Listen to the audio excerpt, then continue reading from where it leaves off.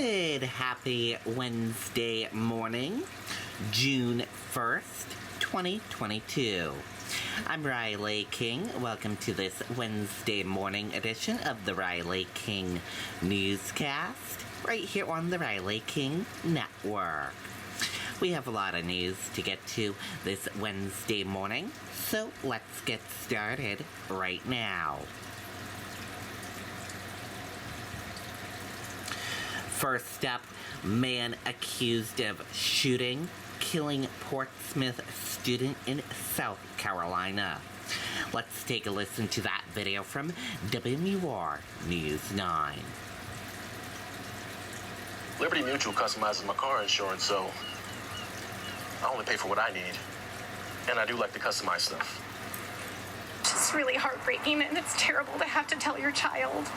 A different day for parents, students, and staff at Portsmouth's Little Harbor School after learning that third grader Quarius Dunham was killed in a random shooting while on vacation with his family in Florence, South Carolina over the holiday weekend. He said Quarius was super fast, the fastest kid in third grade, and they just had a great time playing together. Ms. Allen, you were charged with murder, possession of a violent weapon during a violent crime. Police say 40-year-old Charles Allen pulled the trigger. Investigators say he was randomly shooting at cars passing by his house. One of the bullets hit the boy in the neck. His father hit in the thigh. The dad is expected to survive. Another driver told the judge he was shot at too. And I noticed the gentleman was taking aim. And I said, it's going through the engine, so I ducked and stepped on the accelerator. Now, parents here are figuring out how to explain what happened to their own children. Some are calling for something to be done about gun violence. This is a huge issue. We need to deal with. Our children are being shot and killed. If we're not going to take that seriously, what are we doing? The superintendent of Little Harbor School says support counseling is available for students and staff. He says the school's hearts are with the Dunham family. Okay, and there you go on that video and that report.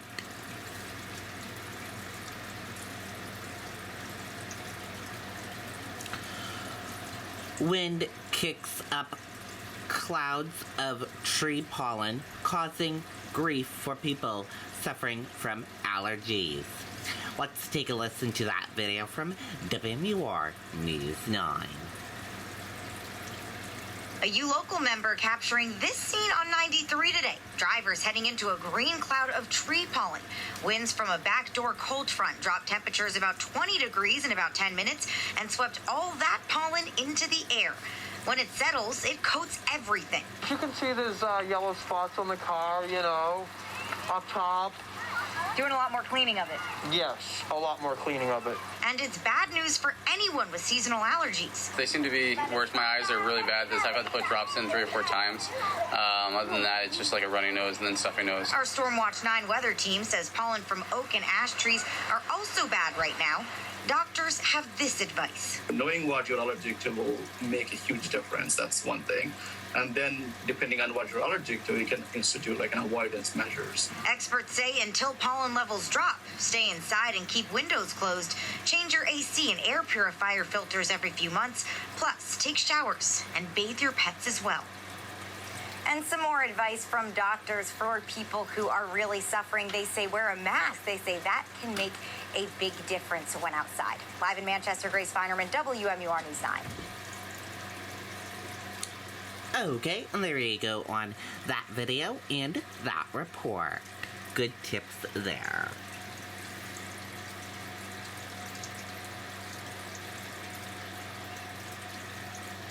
New Hampshire officials report 3 new COVID-19 deaths over the weekend. Let's take a listen to that video from WMUR News 9. Now on to the latest COVID-19 numbers in New Hampshire tonight. There are nearly 1,300 new infections, but active cases are down to just above 3,400, the fewest since May the 2nd. 90 people in New Hampshire hospitals have the virus tonight. Also the lowest since early May. 24 of them are being treated specifically for COVID-19. The state is reporting 3 new deaths tonight, bringing the total in New Hampshire to 2,537. Okay, and there you go on that video and that report.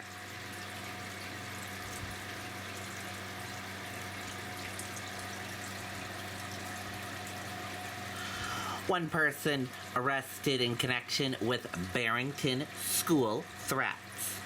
Let's take a listen to that video from WMUR News 9. Tonight, one person has been arrested in connection with a threat against schools in Barrington. That threat came in just after noon today. Police say they arrested the suspect around 1:45. They have not released any details about the threat, but say the suspect was never on campus. Okay, and there you go on that video and that report.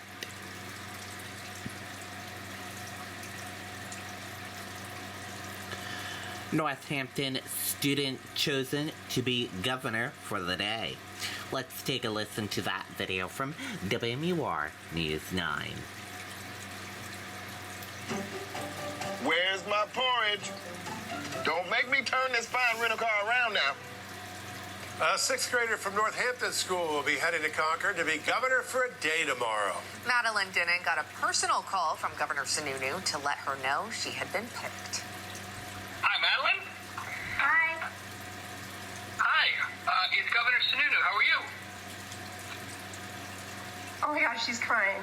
Maddie. Oh my goodness. She's crying. This is literally my dream come true. Thank you so much. You bet. So what we'll do is normally I get picked up in the morning from a state trooper. So we're gonna set it up with your mom, and that we'll have a trooper come over and pick you up in the morning first thing. That is so great to watch. Madeline's essay was chosen from more than 250 applications. She wrote about supporting small businesses and said she wanted to gain a better understanding of state government. Okay, there you go on that video and that report.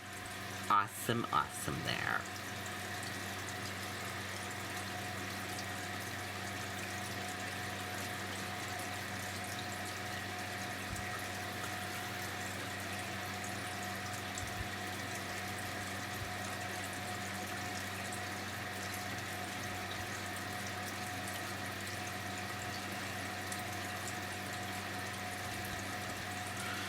Investigators find 2 pilots allegedly asleep in air.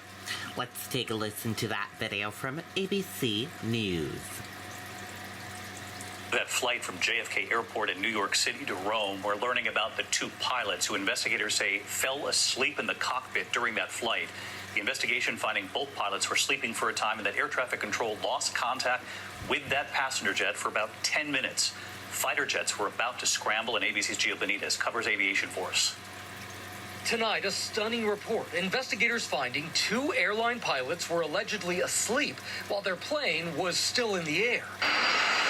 It happened 38,000 feet over France on a flight from JFK to Rome just last month. The plane, an Airbus 330, with as many as 250 passengers on board. The first officer was on his designated sleeping break, but the captain should have been on full alert. Air traffic controllers say they lost contact for about 10 minutes. This can be a dangerous situation, especially if the 2 don't wake up in time. It was so concerning, fighter jets were preparing to intercept the plane, but the pilots eventually started responding. ITA Airways, previously known as Alitalia, says the captain claimed the radios stopped working, but investigators found no issues. The airline saying in a statement the captain's behavior was not consistent with the rules dictated by the company. And David, that plane did make it safely to Rome. Meanwhile, ITA tells us tonight it has fired the captain for both sleeping on the job and then lying about it. David? Really unsettling for all of those passengers on board, Gio. Thank you. Hi, everyone. George Stephanopoulos here. Thanks for checking out the ABC News YouTube channel. Okay, and there you go on that video and that report. And that does it for this morning edition of the Riley King Newscast, right here on the Riley King Network. Thank you for tuning in and watching. Have a great day, everyone, and goodbye.